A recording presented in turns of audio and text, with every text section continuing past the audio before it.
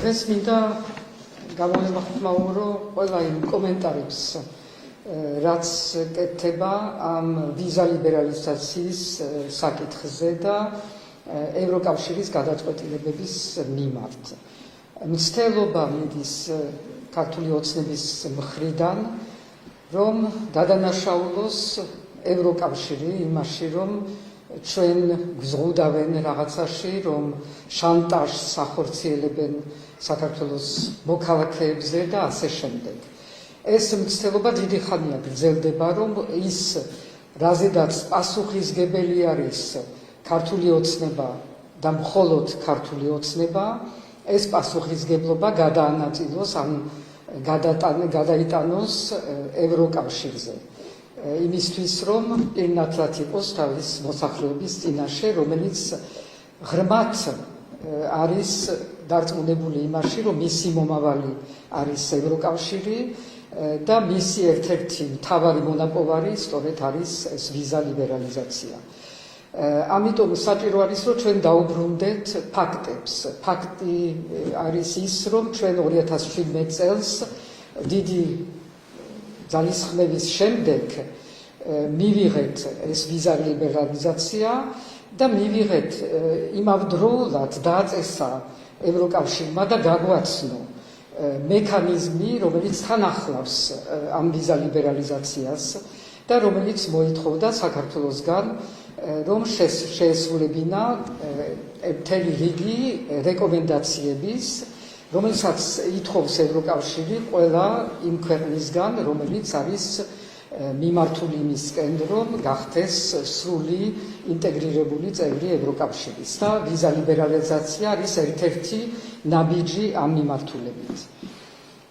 ამის შემდეგ ჩვენ ნახეთ შესრულებული ეს ვიზა ლიბერალიზაცია ევროკავშირის მხრიდან, არანაირი შეზღუდვა არ იქნა დაწესებული, თუმცა იმის მიუხედავად, რომ მიგრაციის საკითხებზე და თავშესაფარის მოთხოვნის საკითხებზე ბევრი კითხვები მაინც ჰქონდათ და ჩვენ ბოლომდე არ ვასრულებდით იმ მოთხოვნებს, რაც დევს ვიზა ლიბერალიზაციის სწორედ შეთანხმებაში. მაგრამ ამის მიუხედავად ჩვენი გზა და მსვლელობა ევროკავშირის მიმართ და გაგრძელდა და მივედით 2023 წლის დეკემბრამდე, როცა მივიღეთ კანდიდატის სტატუსი.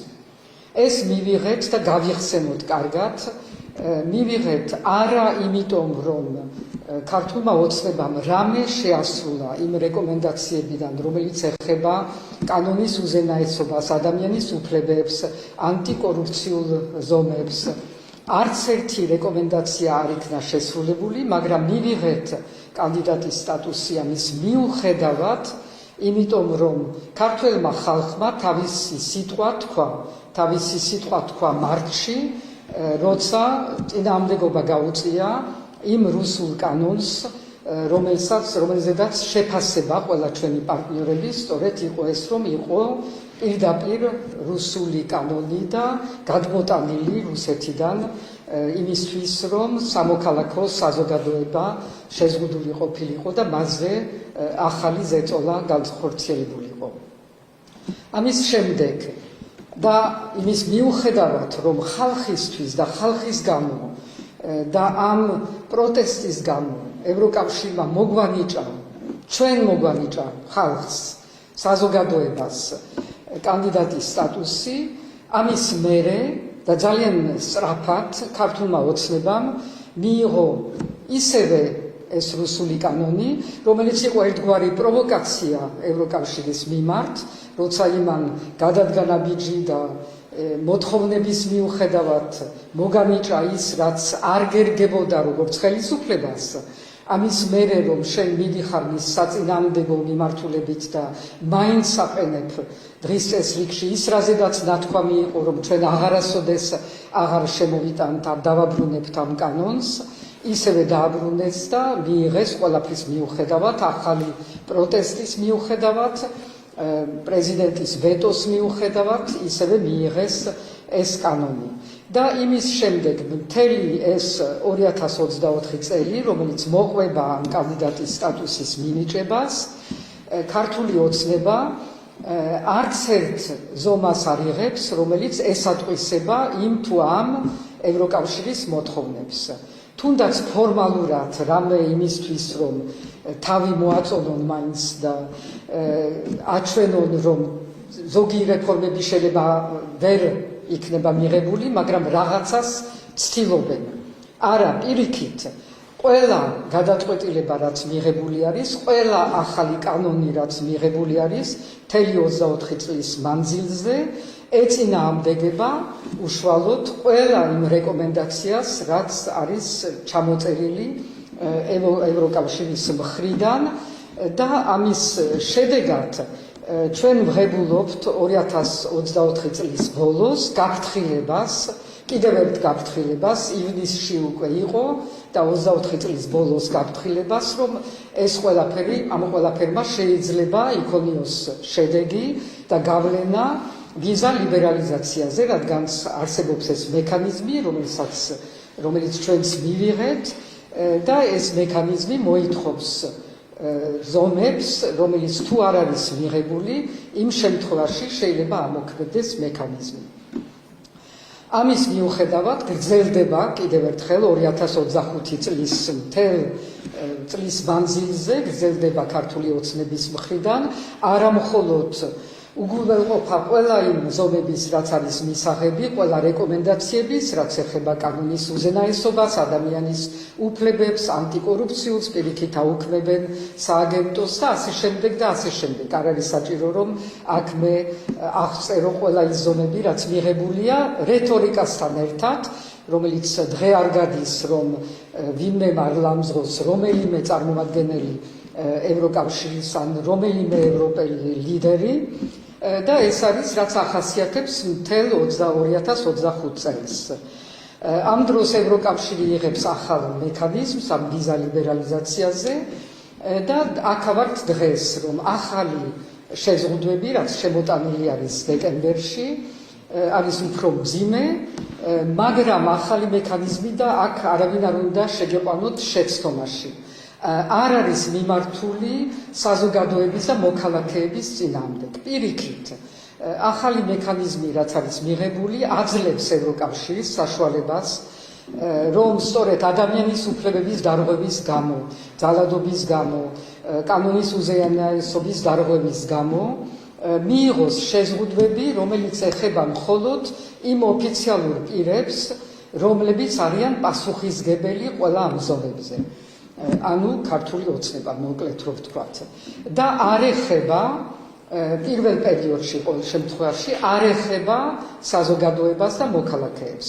არ ეხება იმ პირველი პერიოდის დროს, რომელიც არის გაზრდილი 9 თვიდან 1 წლამდე, ანუ 1 წელი არ ვრცელდება ეს ზომები მოქალაქეებზე და ვრცელდება მხოლოდ ოფიციალურ პირებზე.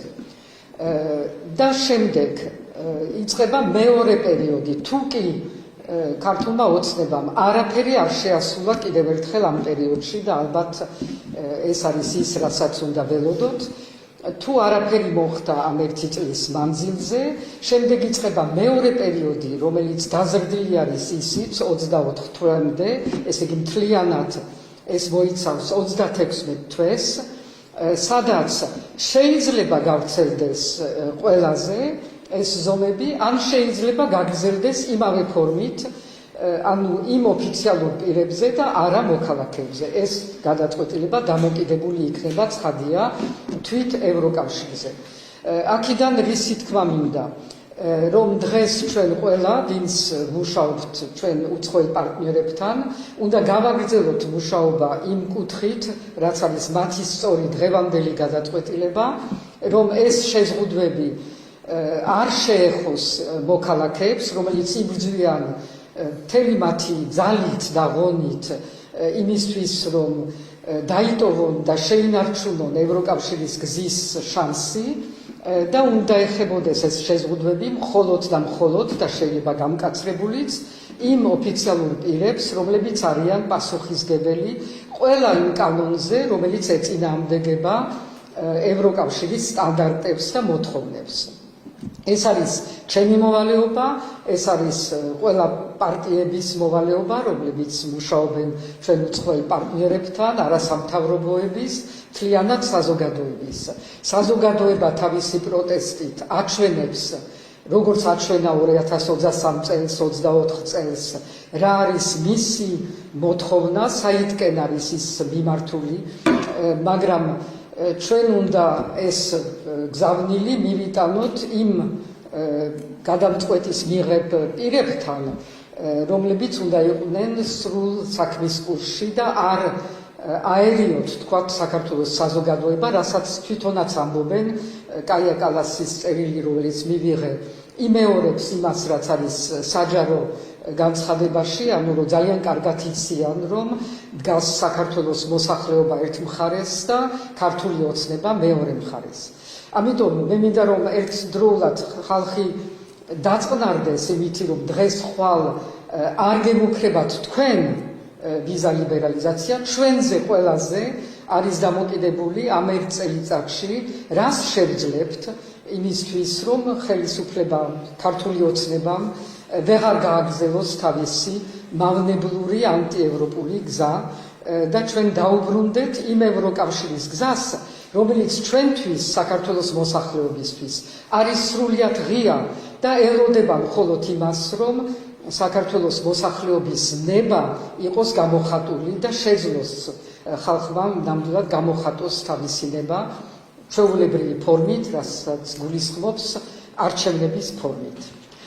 ეს არის ერთი საკითხი, ახლა მე მინდა დაუბრუნდე მეორე საკითხს, რომელიც ეხება მოწამვლის საქმეს, სადაც 2 დეკემბერს გაგზავნილი იქნა ჩემგან მიმართვა ქიმიური იარაღის აკრძალვის ორგანიზაციაში, ორგანიზაციის გენდივანთან ერთი წერილი და წერილი ასევე მიმართვა გაეროს ადამიანის უფლებათა კომისარს და ევროპის საბჭოს უფლებათა კომისარს.